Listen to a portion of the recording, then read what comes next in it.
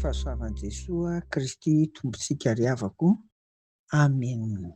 Andriamanitra ô, indre tsara tokoa ny ataonao ary mbola ataonao amin'ny fiainanay. Misaotra Tompo. Amen. Ry havako, efa madiva maraparana ny fandiniana ny roa hevitra hoe matoky amin'ny asany ny mpino isika, koa mandritra ny 3 andro manomboka androany ry havana dia hijery ny toetra mahatoky tao amin'ny Josefa isika rehefa nitoetra tao an-tranon'ny Farao izy tany Egipta. Anio ary dia ny fankatoavan'ny Farao any Josefa nodiniantsika. Rehefa nanofy Josefa fa hisy taona ziana 7 ary hisy koa ny taona mosarena na kere 7 dia tsy maintsy hisy ny zavatra atao. Inona izany? Tsy maintsy hanangona sakafo ampy nentina hiatrehana an'ilay kere 7 taona ry havana.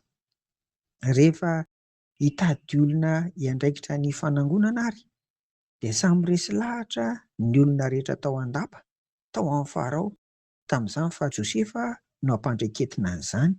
Dia sitraky Farao izany ka hoy izy tamin'ny mpanompony, ahita lehilahy tahaka an'io izay manana ny fanahin'Andriamanitra ao anatiny va isika? Ary hoy koa Farao tamin'i Josefa, satria efa nampahafantarin'Andriamanitra anao izany rehetra izany, dia tsy misy lehilahy manan-tsaina sady endry tahaka anao. Izany dirantsika amin'ny Genesisy 2:7-9 sy ny 7-30. Farao mihitsy eto no manao soniry havana fa manana ny fanahin'Andriamanitra ao anatiny i Josefa ary koa manana fahaiza-manao ambonin'ny rehetra.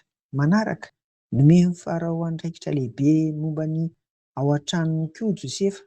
Hoy Farao, koa ianao no hanapaka ny ato an-tranoko ary araka ny teninao no hitondrana ny oloko rehetra.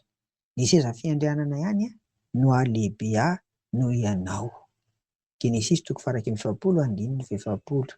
Ary farany, mikasika an'ity fankatoavan'ny Farao an'i Josefa ity ry havako ka nanomezany azy andraikitra lehibe mahakasika ny fiainan'ny firenena iray manontolo, dia hoy izy tamin'i Josefa, izao no Farao ary raha tsy teninao dia tsisy olona hanetsika ny tanany na ny tongony eto tany Egipta rehetra. Genesisy 2:17-20. Avy tao an-tranomaizina i Josefa no tonga amin'izao toerana misy azy izao. Koa ity andinin-tsoratra masina ity ry havana no milaza, ity Genesisy 2:17-20 ity, fa tapitra ny mahagadra lava azy fa lasa manam-pahefana eo amin'ny tany Egipta manarakaraka ny Farao izy. Ny atao tokoa, hoy ny fomba fitenena ry havana, no mahasarika, ary ny ataonao hitan'ny olona no mahatonga ny olona hatoky na tsy hatoky anao. Mampiheritreritra izany? Amen. Vavaka ary sika dia ampianaro izay Tompo mba olona mahatoky amin'ny ataonay rehetra, ary indrindra rehefa nomena andraikitra tahaka an'i Josefa izao koa dia tena mba hijoro ho vavolombelonao. Amin'ny anaranao anaovanay an'izany vavaka izany.